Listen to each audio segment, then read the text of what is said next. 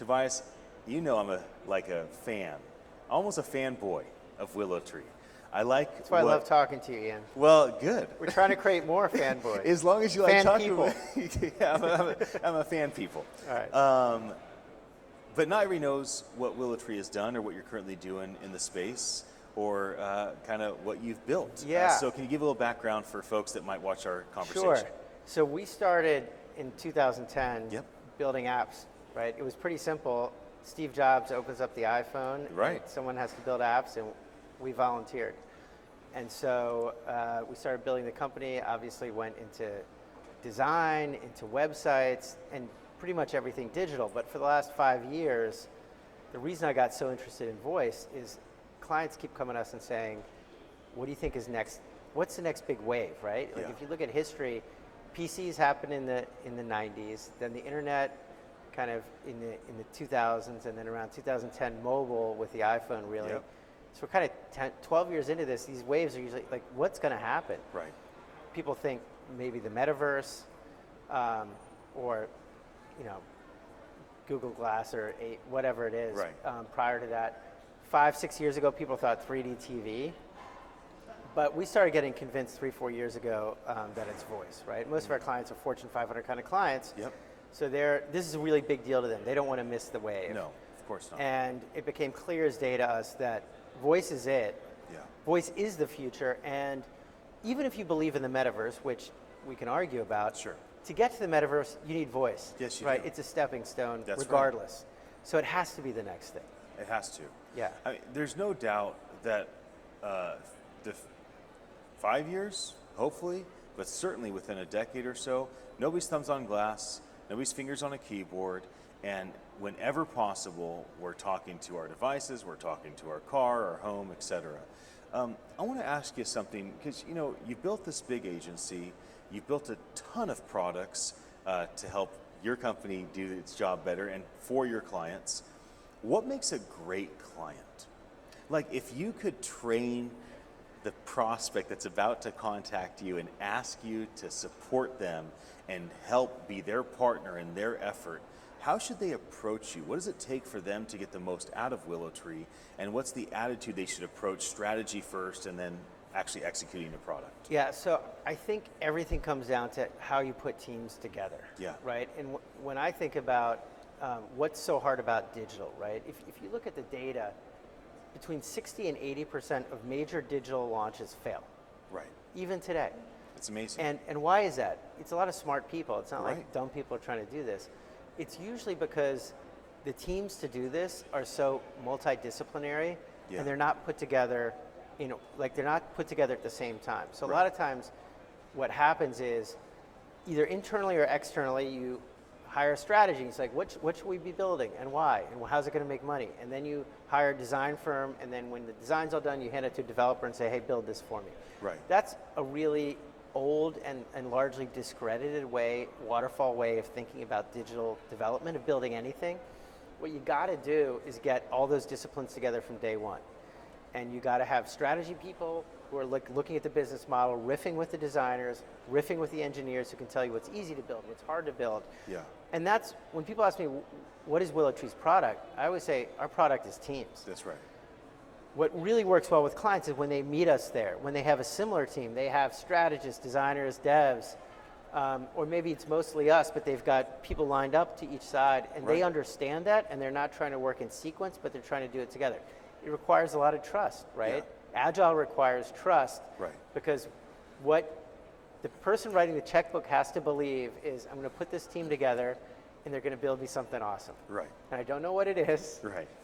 I usually have an idea how long they have, because we live in reality, not like in Silicon Valley where you can take forever to build an MVP. You're like, some things happen quick there. Well, I mean, they happen super quick, like MVPs, but it's not usually on a specific timeline.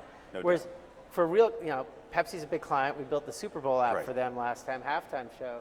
Super Bowl's not moving, right? So we can't be like, we're going to iterate till it's good. We're not going to delay the show for you. We're going to pivot 3 times. We can't do that, right? And so, but putting all that together and understanding it and having the trust both in their own teams and in our teams that if you do that, something good's going to happen. I think that's really the key. Procurement is often the problem because they say, well, tell me exactly what you're going to give me and how much. Right. That's kind of not how it works, Yes. unfortunately. Okay.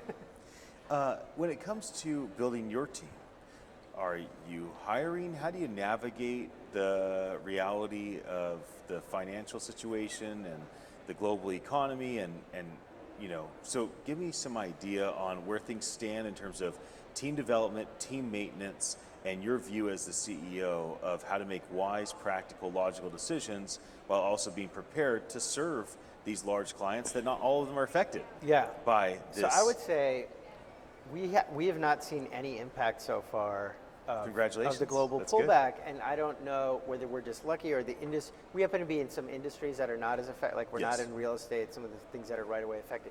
We did see in March when the invasion of the Ukraine happened, we had a couple clients who said, we have to divest billion-dollar businesses out of Russia, and we just have a hold. But that was a 2 to 4 week hiccup. Right now, we're not seeing any sign of it. We are trying to be judicious. We have 1,100 people. We hire 200-300 people a year. We've kept that hiring pace.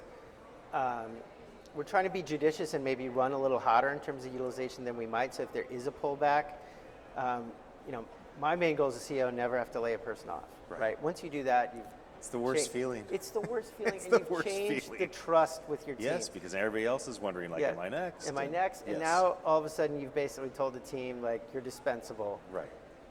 And so we're trying to be judicious. Yeah. Everyone says 23 is going to be a tough year. We haven't seen it yet. We're about to find out, I guess. Yeah. Well, it doesn't have to be. Tough times are not tough for everybody. Right. And you have a really nice ethos about you as an executive of an agency. I don't want to go in detail, but I can see why people want to work for you, why people want to have WillowTree take care of them. If people want to follow up with WillowTree and they have an RFP they want to send your way, or something of that nature, they just want to talk strategy and say, hey, we have this idea. What's the best way to approach WillowTree? Is it website and a form they fill out? Or always feel free to hit me up directly on LinkedIn, Tobias Dengel. I'm the only one in the world by that name.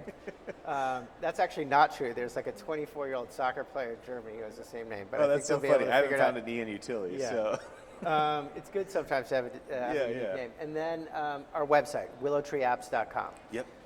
Either way. But you can certainly find out a lot of what we do there and some of the clients we have, some of the work we do. Well, thank you on behalf Thanks, of this Ian. event for sponsoring and being a part of it.